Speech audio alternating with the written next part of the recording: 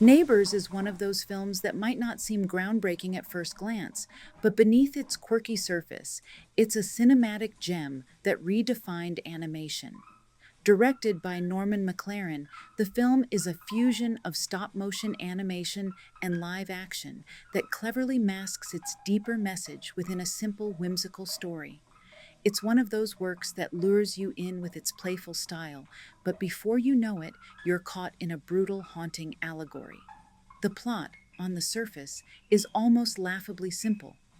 Two men live peacefully as neighbors, but when a flower grows on the line between their homes, things take a dark turn.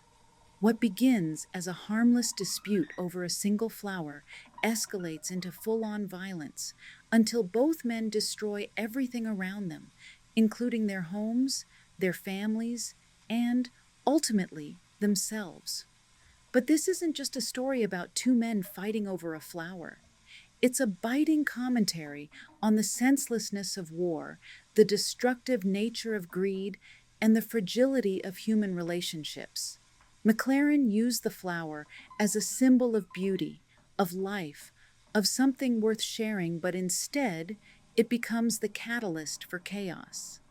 It's a stark reflection of how petty conflicts can spiral into catastrophic violence. What's even more striking than the narrative, though, is the way McLaren chose to tell this story. Neighbors is a blend of live action and stop motion, a technique rarely seen at the time, and McLaren pushes the boundaries of both forms.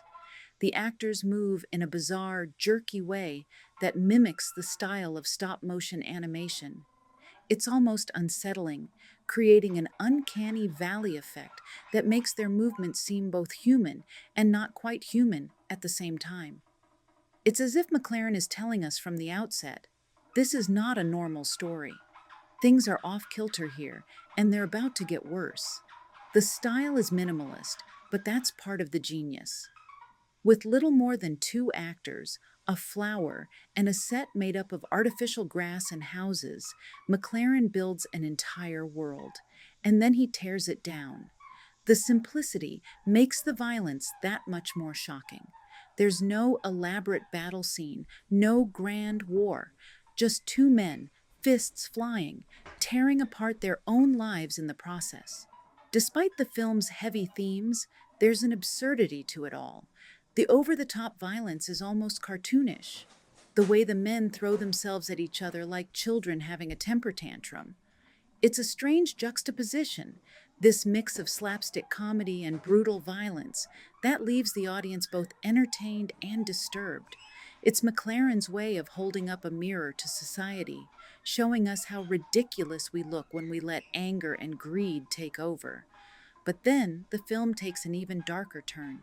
The men don't just fight, they destroy everything around them. Their families are caught in the crossfire, and by the end, nothing is left but destruction. McLaren doesn't sugarcoat the consequences of their actions. It's a harsh, unsettling ending that leaves you with a sense of loss, a reminder that once you let violence in, there's no going back.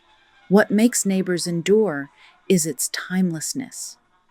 The message of the film is just as relevant today as it was in 1952.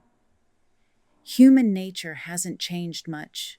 We're still prone to conflict, still willing to destroy what's beautiful over the pettiest disagreements.